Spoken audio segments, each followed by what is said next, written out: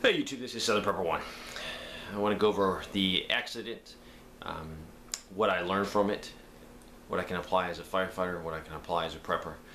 Because definitely use this bad incident to learn something. So I'm going to tell you what happened and what I learned. 1 week ago today, it happened. We were going to a structure fire. The engine and our chief got there before we got to the fire. We were about 2 or 3 minutes behind him in the tanker, and when he got to the scene he told us it was a fully involved structure fire. So my mind was roaring, going fast forward, thinking what are we going to need to do? Well, seeing the first 4 people on the scene, only 2 would be going in, qualified to be interior.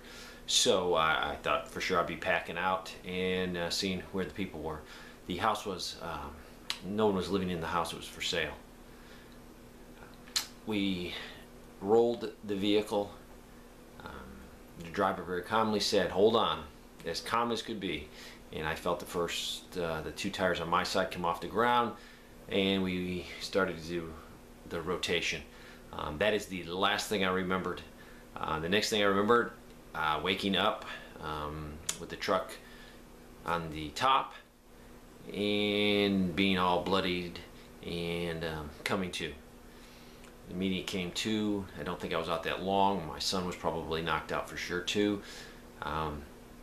Pitch darkness, absolutely pitch darkness. We landed and went through some pine trees, some small pine trees.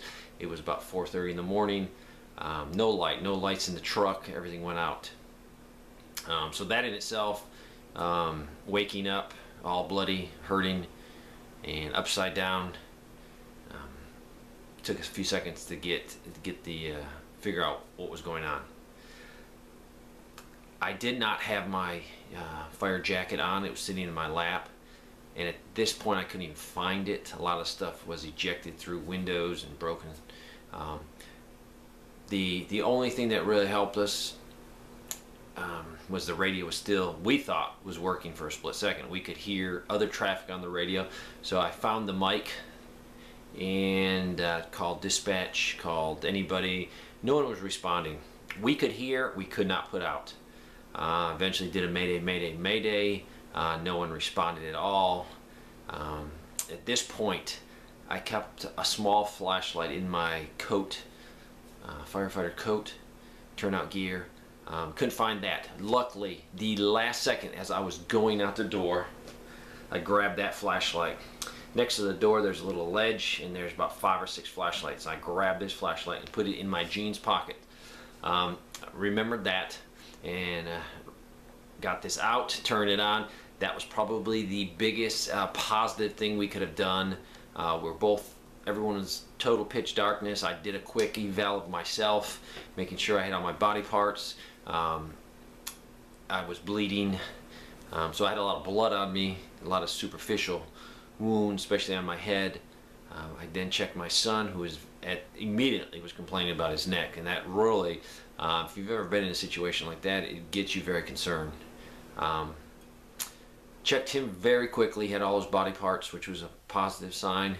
At this point, I realized that we couldn't get out. The driver was pinned in. He wasn't really hurt, but he was pinned in, so I didn't even try to get him out. First thing we had to do was get help, so we get help coming. If not, it could have been a long time before help got to us. I was able to squeeze through a small opening, very small. I had to reach out, break pine trees, break all the debris that we pushed up, and was able to snap off a lot of this stuff. I was able to crawl out the window. I came out on the other side of the truck, and the road was on the other side of the truck, so the truck was between me and the road. Took a few seconds just to try to figure out where the road was. At this point, we used this flashlight to find one of our big flashlights in the truck. They were not in the spot they were supposed to be. There's 2 holders for them that keep them charged.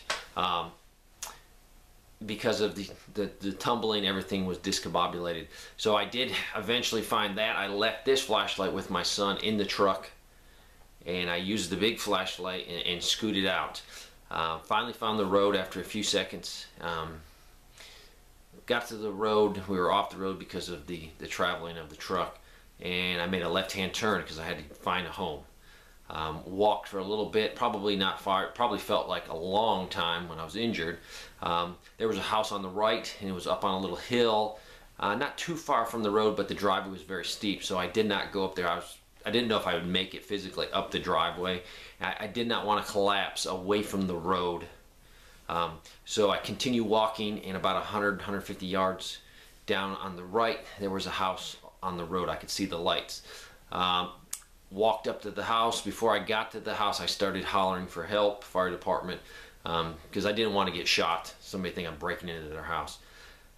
As I started to holler, and I was probably 50 to 60 feet from the front door, there was a dog on the front porch that was doing its job. So with me hollering in the middle of the night, he comes out to attack me perfectly. You know, I'm on his property screaming. Luckily, the big flashlight I had was so bright I could shine it in the dog's eyes and keep him from coming after me.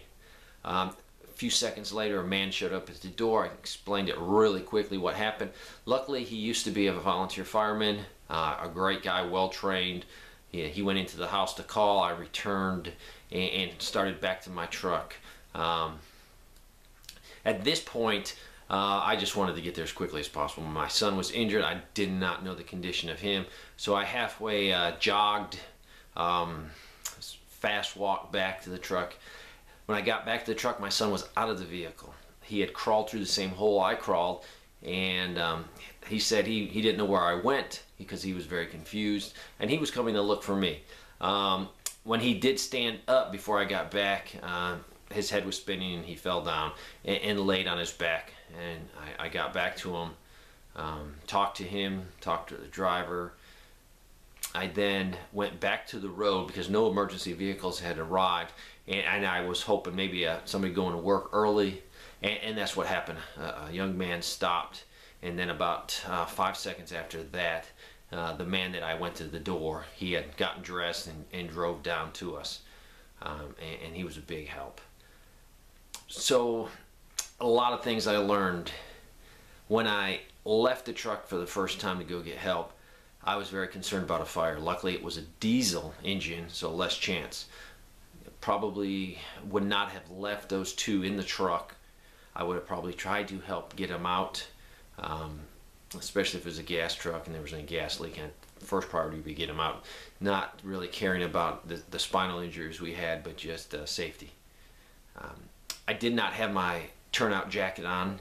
I will not get into a truck going to a fire call without it on, just because if we had a fire in our truck, that fire jacket does give us a lot of protection from the heat and the flames. So that I definitely will always wear my fire jacket in the truck. Another thing was confusing was we have 3 engine trucks, a tanker truck, 2 tanker trucks, a service truck, a brush truck, a couple command trucks. A lot of vehicles. Very hard to know those vehicles. We don't do it, you know, every day. So knowing your vehicle, or as in preppers, know your equipment, know everything about all the stuff you have is important. For me, it was a disadvantage. I was trying to secure a fire extinguisher when I first got out of the truck.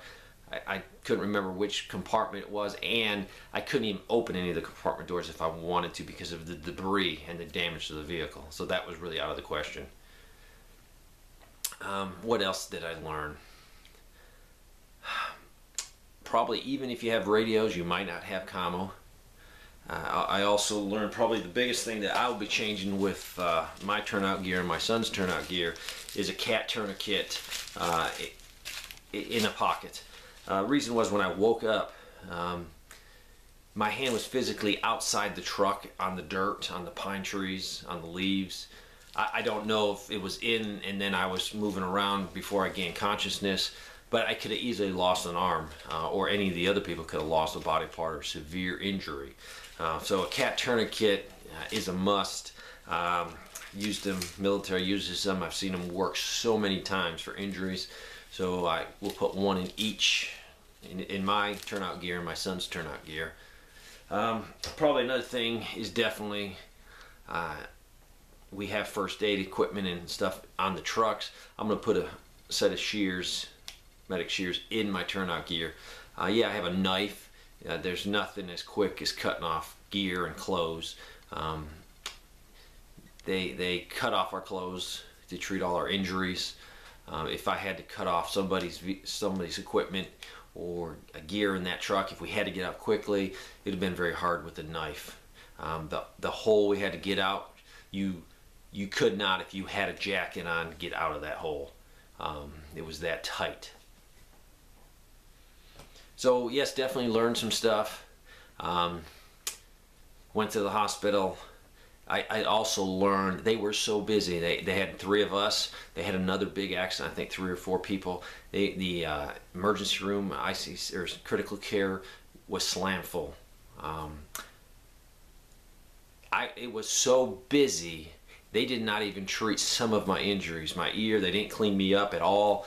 I was released a bloody mess. I even asked, hey, are you guys going to clean up these other wounds? He said, if we can, we will, but we're very busy. If you have a catastrophic disaster, you are not going to get medical care. The system on that morning was stretched. It was stretched so much they moved me out of critical care early because they needed my room. So you better have everything you need to treat yourself and others, and have personnel that can help you. Another thing I learned was firewood. Luckily, I have a couple years supply of firewood, split, cut, dried. Good thing I do, because right now I physically cannot split wood. My neighbor's the exact opposite. He's got it cut into big chunks, but he doesn't split his. And you know, every once in a while he goes out and splits up enough for a week or two.